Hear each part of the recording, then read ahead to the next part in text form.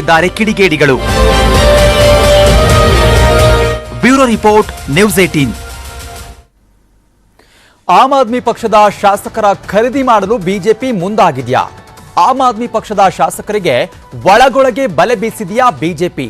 ಹೀಗೊಂದು ಅನುಮಾನವನ್ನ ವ್ಯಕ್ತಪಡಿಸಿದ್ದಾರೆ ದೆಹಲಿ ಸಿಎಂ ಅರವಿಂದ್ ಕೇಜ್ರಿವಾಲ್. ಇದಕ್ಕೂ ನೋಟಿಸ್ ನೀಡಿದ ಕ್ರೈಮ್ ಬ್ರಾಂಚ್ ಪದೇ ಪದೇ ಇಡಿ ನೋಟಿಸ್ಗೆ ಸಡ್ಡು ಹೊಡಿತಾ ಇರುವ ಕೇಜ್ರಿವಾಲ್ ಇದೀಗ 4ನೇ ನೋಟಿಸ್ಗೂ ಕ್ಯಾರೆ ಅಂತಿಲ್ಲ.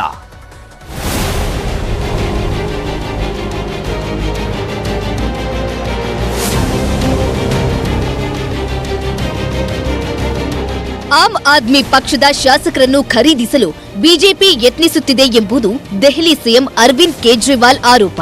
ನಿನ್ನೆ ಮೊನ್ನೆಯಿಂದ ಹೋದಲ್ಲೆಲ್ಲ ಇದನ್ನೇ ಹೇಳುತ್ತಾ ಬಂದಿದ್ದಾರೆ. ನಮ್ಮ ಪಕ್ಷದ 7 ಮಂದಿ ಶಾಸಕರಿಗೆ 25 ಕೋಟಿ ಆಮಿಷ ಒಡ್ಡಿದೆ ಎಂದು ಆರೋಪಿಸಿದ್ದರು. ये जो मर्जी षड्यंत्र कर ले हमारे खिलाफ, कुछ नहीं होने वाला और मैं भी डटा हुआ हूं इनके खिलाफ, मैं भी नहीं झुकने वाला.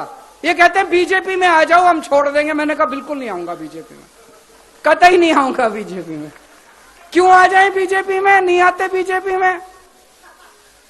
बीजेपी में चले जाओ तो सारे खून माफ सब. हमने कौन सा गलत काम किया? स्कूल ही तो बनवा रहे हैं, अस्पताल ही तो बनवा रहे हैं, सड़कें ही तो बनवा रहे हैं, पानी का ही तो इंतजाम कर रहे हैं, सीवर ही तो ठीक करा रहे हैं. कौन सा गलत काम किया?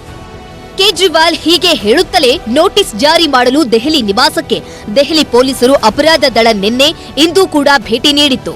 ಕೇಜ್ರಿವಾಲ್ ಮನೆಯಲ್ಲಿ ಇಲ್ಲದಿದ್ದರೂ ನೋಟಿಸ್ ಕೊಟ್ಟು ಬಂದಿದೆ.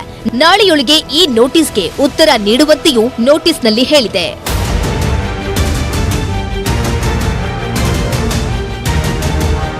ಇನ್ನು ಕೇಜ್ರಿವಾಲ್ ನಿವಾಸದ ಬಳಿಕ ಸಚಿವೆ ಆತಿಶಿ ಮನೆಗೂ ದೆಹಲಿ ಪೊಲೀಸ್ ಕ್ರೈಮ್ ಬ್ರಾಂಚ್ ಭೇಟಿ ನೀಡಿತ್ತು. ಆತಿಶಿ ಮನೆಗೆ ನೋಟಿಸ್ ಅಂಟಿಸಿ ಬಂದಿದೆ. आज सुबह भी मेरे घर आकर भी 2-3 घंटे की नौटंकी के बाद एक ये नोटिस देखे गए. 48 घंटे की नौटंकी के बाद मुख्यमंत्री अरविंद केजरीवाल जी और मुझे एक चिट्ठी देके चला गया. ಈ ಎಲ್ಲಾ ಬೆಳವಣಿಗೆಗಳ ಮಧ್ಯೆಯೇ ದೆಹಲಿಯ ಆರೋಗ್ಯ ಕೇಂದ್ರಗಳ ಬಗ್ಗೆ ಎಲ್ಜಿವಿಕೆ ಸಕ್ಸೇನಾ ಕೇಜ್ರಿವಾಲ್ಗೆ ಪತ್ರ ಬರೆದಿದ್ದಾರೆ. ಸೇವೆ ಮೂಲಸೌಕರ್ಯಗಳ ಬಗ್ಗೆ ಕಳವಳ ವ್ಯಕ್ತಪಡಿಸಿದ್ದಾರೆ.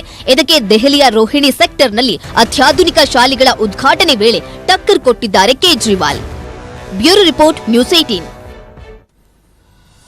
ಅಸ್ಸಾಂ ರಾಜ್ಯಕ್ಕೆ ಬರೋಬ್ಬರಿ 11